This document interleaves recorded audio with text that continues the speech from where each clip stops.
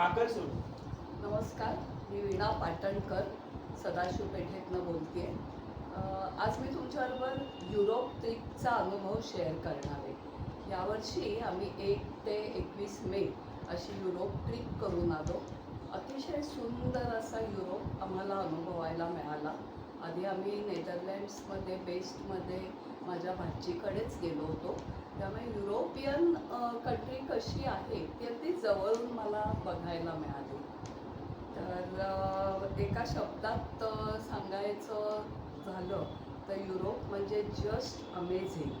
तिथलं अप्रतिम निसर्ग सौंदर्य, विविध रंगाची पानांनी अशी झाडं जागोजागी लावलेली होती. त्यामुळे ते तर दृश्य इतकं छान वाटत होतं. आणि आकाशाचे रंगसुद्धा वेगवेगळे, निळशार आकाश आणि त्याच्यामध्ये असं आम्ही जेव्हा कोचमधनं फिरत होतो तेव्हा इतकं वेगवेगळ्या प्रकारची हिरवळ, त्या हिरवळीमध्ये सुद्धा 3-4 रंग, त्यामुळे अगदी नेत्र सुखावले होते आमचे. त्यामुळे असं जस्ट अमेझिंग हेच एका शब्दात मी युरोपचं वर्णन करेन. युरोपमधली स्वच्छता अतिशय सुंदर, स्वच्छ, नीटनेटका देश आहे. तिथली स्वच्छता वाखाणण्याजोगी आहे. तिथल्या लोकांची स्वयंशिस्त ही मला फार भावली. कारण तिथे जे स्थानिक नागरिक आहेत ते तर कधीच रस्त्यावर बाहेर कचरा टाकत नाहीत. तिथे ठिकठिकाणी डस्टबिन्स आहेत. त्यामुळे हात तुमचा खाली कचरा टाकायला जातच नाही. डस्टबिन्स असल्यामुळे माणूस तिथेच कचरा टाकतो. आणि तिथे इतके छान नियम घालून दिले की कचरा बाहेर टाकला तर त्यांना फाईन होणार. त्यामुळे ते पण मला एक आवडलं. आणि स्वयंशिस्त ज्यांना प्रिय आहे त्या लोकांना युरोप कंट्री नक्कीच आवडेल. नंतर पहिली गोष्ट म्हणजे कुठेही बसमधनं फिरताना AC कोच होता आमचा. आम्ही एका ट्रॅव्हल कंपनीबरोबर अख्खा युरोप बघितला. तर ती बस AC होती, त्यामुळे त्याच्या काचा उघडल्याच जात नव्हत्या अर्थात. आणि आम्हाला आमच्या टूर मॅनेजरने एक नियम घालून दिला होता की इथे गाडीत कुणीही खायचं नाही. तिथे अलाउडच नसतं. लक्झरी कोच असतो, तिथे गाडीत खायला अलाउड नाही. त्यामुळे आपली रॅपर्सही टाकली जात नाहीत. आणि जर का तुम्ही खाल्लं तर तिथे कडक युरोमध्ये तुम्हाला फाईन बसतो. हे ऐकल्यावर कोणीच आम्ही म्हणजे आपलं मन आधी दजावतच नाही कचरा करणं कुठेही, इथे भारतात काय किंवा तिकडे काय.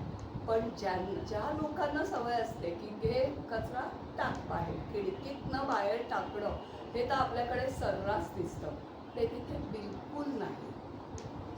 त्यानंतर त्याचे रॅपर्स त्यामुळे गाडीत टाकले जात नाही. गाडी ऑटोमॅटिक स्वच्छ असायची. त्यानंतर मला अजून एक असं जाणवलं तिथे की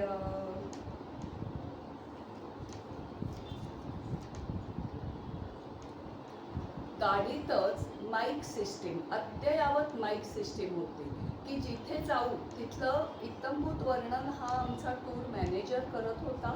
त्यामुळे आम्हाला बॉर्डर ओलांडली की तो सांगायचा आता ही बेल्जियमची बॉर्डर, जर्मनीची बॉर्डर, इटलीची बॉर्डर, असं आम्हाला तो सांगत राहायचा.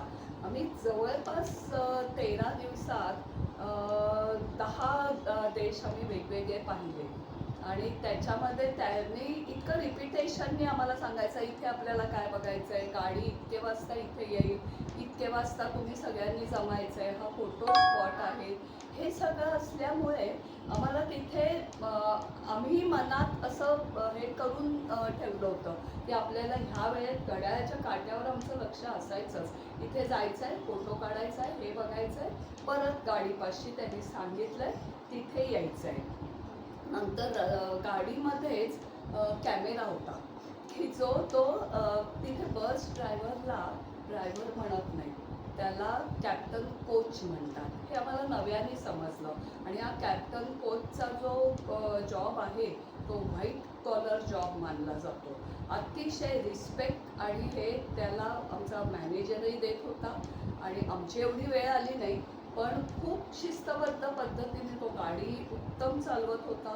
10 दिवसात 3,500-4,000 किलोमीटर आम्ही फिरलो. त्याच्यामध्ये कुठेही मी एकदाही गाडीचा हॉर्न ऐकला नाही, ना आजूबाजूच्या गाड्याही कर्कश हॉर्न वाजवत आहेत. अर्थात काचेमुळे आत हॉर्न ऐकूच जात नव्हता, पण आपल्या गाडीचाही हॉर्न मी कधीही ऐकला नाही, ना काही खड्डे जाणवले नाहीत. आमची लास्ट सीट होती तरीसुद्धा आम्हाला तिथे काहीही प्रॉब्लेम आला नाही, ना कंबर दुखली ना पाठ दुखली. खूप वेळ बसून काही कसला त्रास झाला.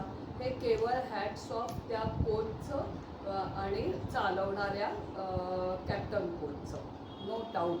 तो एक आम्हाला भन्नाट अनुभव आला. त्यानंतर तिथे प्लॅस्टिकचा अजिबात वापर होत नाही हे आम्हाला ठिकठिकाणी जाणवलं. म्हणजे आम्ही जिथे थांबायचो तिथे आम्हाला कागदी ग्लासमध्ये चहा कॉफी असं दिलं जायचं. त्यामुळे इतकं आम्हाला आश्चर्य वाटलं ना, अरे इथे प्लॅस्टिकच नाही. त्यानंतर आम्हाला आमच्या वॉटर बॉटल कॅरी करायला सांगितल्या होत्या. त्यामुळे त्याच्यामध्ये टॅप वॉटरने पाणी भरून घ्यायचं. ते टॅप वॉटर पण इतकं स्वच्छ आणि छान होतं की आम्हाला त्याच्यात बॉटलने पाणी भरायला असं इतकं छान वाटायचं की मस्त थंडगार. आधी हवेत थंडावा गारवाच होता, त्यामुळे पाणी पण मस्त गार असायचं आणि छान आम्ही ते पाणी भरपूर मुबलक आणि टॅप वॉटरची सोय असल्यामुळे पाणी आम्ही त्याच्यात भरून घ्यायचो. त्यामुळे पर्यावरणपूर्वक प्लॅस्टिकचा वापर हा त्यांनी आरामात बायपास केला आहे. त्यांनी प्लॅस्टिकचा कुठेच युरोपमध्ये मी वापर पाहिलेला नाही आहे. त्यामुळे तो एक छान वेगळा अनुभव, म्हणजे भारतापेक्षा वेगळा अनुभव आम्हाला तिथे आला. आणि सगळ्यात डिसिप्लिन कंट्री म्हणाल तर मला नेदरलँड्स, स्वित्झर्लंड हे दोन्ही आवडलं. अतिशय निसर्गाने भरून दैवाने असं वरदहस्त दिलेलं आहे. स्वित्झर्लंडमध्ये आल्प्सचे पर्वत, अल्पाईनचे वृक्ष, म्हणजे गाडीतनं जाताना सुद्धा इथे बघू का तिथे बघू असं मन भरतच नव्हतं. आणि गाडीच्या काचा पण इतक्या स्वच्छ की त्यातनं काढलेले फोटोसुद्धा क्रिस्टल क्लिअर आणि मस्त होते एकदम. त्यामुळे तोही माझा अगदी मेमोरेबल असे ते दिवस होते. आणि त्यानंतर माउंट टिटलीस, त्याच्यावर केबल कारने जायचं. नंतर वर ट्रेन आहे. म्हणजे केवढी टेक्नॉलॉजी पुढे गेली आहे ह्याचा मला तिथे अनुभव आला. खूपच छान. त्यानंतर आम्ही जिथे माझ्या भाचीकडे नेदरलँड्स बेस्टला राहिलो होतो तिथे सुद्धा अनेक मला व्यवस्थितपणाचे अनुभव आले की कचरा टाकायला एक आठवड्यातनं दिवस ठरलेला असतो. प्रत्येकाने बाहेर कचरा नेऊन ठेवायचा आणि त्याप्रमाणे ते लोक कचऱ्याची गाडी येते आणि कचरा नेतात. अतिशय सिस्टमॅटिक. नंतर आम्ही जेव्हा तिथून चालायला असे वॉकला जायचो तेव्हासुद्धा तिथले लोक जाता येता हॅलो म्हणून आमचं अगदी जणू काही ते स्वागतच करतायत असं असायचं. म्हणजे आपली ओळख असो किंवा नसो पण स्माइलिंग फेस आणि हॅलो म्हटल्याशिवाय ते पुढे जात नव्हते. हेही मला खूप आवडलं. खूप फ्रेंडली आहेत ते. खूप कमी माणसं दिसतात, नाही असं नाही, आपल्या इतका गजबजाट नसतो. म्हणजे आम्ही बसने जाताना सुद्धा आम्हाला घरातनं माणसंच दिसायची नाहीत. म्हणलं ही तर वेळ 1 ते 4 म्हणून झोपलेत का म्हणजे काय, पण माणसं नाहीच दिसत. सगळे तिथे घरात असतात, आत असतात. म्हणजे जे कोणी जॉबला जातच असतील पण जे बाकीचे आहेत ते घरात आतमध्ये असतात. आम्हाला कधीच कोणी माणूस असा गॅलरीमध्ये किंवा असा दिसलाच नाही. हे मला खूप आश्चर्य वाटलं. त्यानंतर ते लोक खूप श्वानप्रेमी आहेत हेही मला जाणवलं. जिथे जिथे जात होतो तिथे कोणी त्या श्वानांना बाबा गाडीतनं नेत होते, कोणी अशी सॅक होती त्याच्यात घालून नेत होते. म्हणजे इतकं त्यांना छानपैकी नटवून नेत होते सगळीकडे. हेही मला जरा वेगळंच वाटलं की कुठेही ते श्वान रस्त्यावर घाण करत नव्हते किंवा कोणाच्या तरी जवळ जाऊन असे तोंड लावतायत नाही. ते सुद्धा जणू काही मालकांचंच शिस्तबद्धपणा त्यांनी घेतलाय की काय असं वाटलं मला. ना भुंकत होते ना आवाज नाहीच, ती जरी श्वान असतील तरी कुणाचाही आवाज नव्हता. त्यामुळे हेही मला एक आश्चर्याचा धक्काच बसला. नंतर तिथे मी अजून एक ऑब्झर्व केलं, तिथे जे हे सर्व्हिस करणारे लोक म्हणजे प्लंबिंगचं काम किंवा हे काम अतिशय तिथे ते महाग असतं. त्यामुळे हे युरोपियन लोक, हे आम्ही जिथे राहिलो माझ्या भाचीकडे, तिच्या समोरच्या घरात ते लोक स्वतः पेंटिंग घराला करत होते. नंतर म्हणजे मला आश्चर्य वाटलं की अरे आपण पटकन फोन करतो पेंटिंग वाल्यांना, पेंटर्सना बोलवतो आणि हे करतो, पण तिथे ते लोक खूप साऱ्या गोष्टी शक्य असेल तिथे आपण काम करतात. नाही केवळ ही महागाई म्हणून नाही, पण त्यांचं मला कौतुक वाटलं. 5 days वीक काम आणि सॅटर्डे संडे ते घराची स्वच्छता, आजूबाजूचा परिसर स्वच्छ ठेवणं, हे असं सगळं करतात. हे मला खरंच त्यांचं कौतुक वाटलं. आणि मी फिरताना ठिकठिकाणी प्रत्येक बंगल्याच्या बाहेर आयदर नैसर्गिक फुलं किंवा कृत्रिम फुलं असे सगळे अरेंजमेंट केलेली होती. ते इतकं आल्हाददायक वाटलं ना मनाला की पाहायला सुद्धा की अरे वा, हे खरंचच क्रिएटिव्ह लोक आहेत की त्यांना फुलांची आवड आहे, घरही छान सजवलं आहे. हाही एक मुद्दा मला खूप आवडला. नंतर प्रत्येक रो हाऊसच्या बाहेर अशी टुमदार छोटीशी बाग असायची मुलांना खेळण्यासाठी. तिथे सुद्धा सगळी ती यंत्रणा अद्ययावत, म्हणजे ते काही मोडलेली नव्हती, काही मेंटेन, एकदम बाग मेंटेन होती. छान हिरवळ होती, झोपाळे होते, घसरगुंडी होती, सगळ्या वस्तू व्यवस्थित एकदम. नंतर आम्ही एका ट्रॅव्हल कंपनीबरोबरच युरोप ट्रिप केली, त्यामुळे खाता म्हणजे शाकाहारीच, व्हेजिटेरियनच आम्हाला मिळायचं.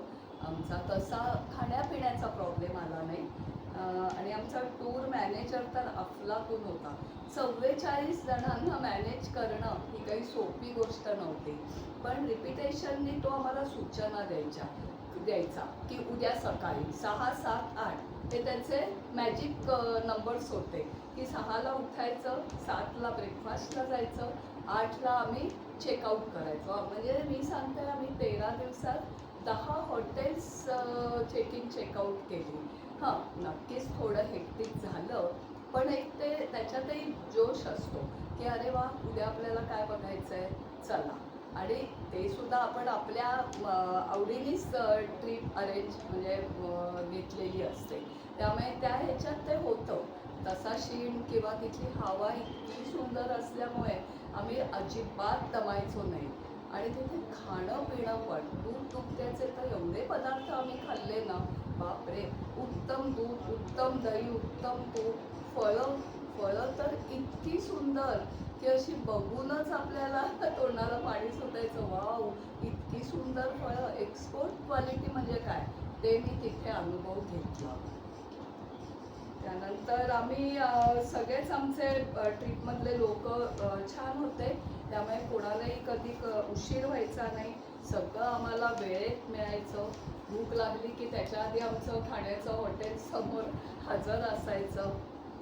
त्यानंतर युरोपियन लोकांना भारतीय लोकांच्या पोशाखाबद्दल जरा जास्त अट्रॅक्शन आहे असं मला वाटलं. म्हणजे अर्थात युरोपमध्ये किंवा कुठेही आता जगात भारतीय संस्कृतीने चांगलंच महत्त्व निर्माण केलेलं आहे.